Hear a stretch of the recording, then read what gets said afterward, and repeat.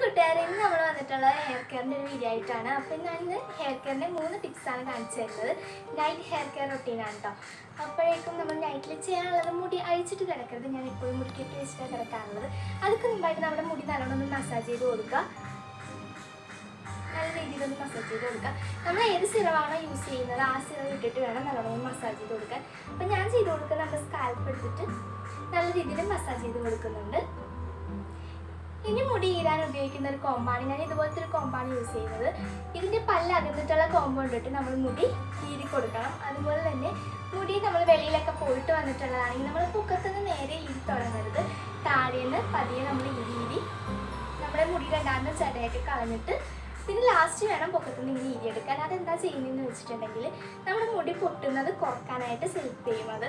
പൊക്കത്തുനിന്ന് നേരെ ഈരി തുടങ്ങുമ്പോഴത്തേക്ക് നമ്മുടെ മുടി ഒത്തിരി പൊട്ടിപ്പോകും. അപ്പം അങ്ങനെ ചെയ്യുകയാണെങ്കിൽ മുടി പൊട്ടാതിരിക്കും. പിന്നെ രാത്രി മൊത്തം മുടി കെട്ടി വെക്കണം. അധികം ടൈറ്റ് ആക്കാതെ നമ്മൾ മുടി ഫുള്ളായിട്ട് മടങ്ങി വെക്കാം.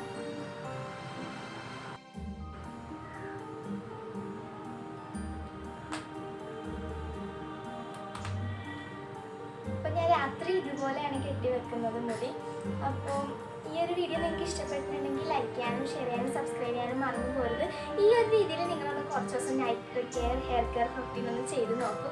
അപ്പോൾ ഇതാണ് എൻ്റെ നൈറ്റ് ഹെയർ കെയർ റൊട്ടീൻ. നല്ലോണം ഒരു സിറം ഇട്ടിട്ട് നല്ല രീതിയിലൊന്ന് മസാജ് ചെയ്ത് കൊടുക്കുക. മുടി ഈരുമ്പോൾ ഞാൻ പറഞ്ഞ പോലെ പ്രത്യേകം ഒന്ന് ശ്രദ്ധിക്കണം. നമ്മൾ വെളിയിലൊക്കെ പോയിട്ട് വന്നിട്ടുണ്ടെങ്കിൽ ചട കെട്ടിയിട്ടുണ്ടെങ്കിൽ മുടിയിൽ നിന്ന് മേലിൽ നിന്ന് ഈരി തുടങ്ങാതെ പതിയെ പതിയെ താഴെ ഈരി തുടങ്ങേണ്ടതാണ്. അപ്പോൾ ഇത്രയും നിങ്ങൾ ശ്രദ്ധിക്കണമെങ്കിൽ നിങ്ങൾക്ക് നല്ല ലോങ് ഹെയർ കിട്ടുന്നതാണ്.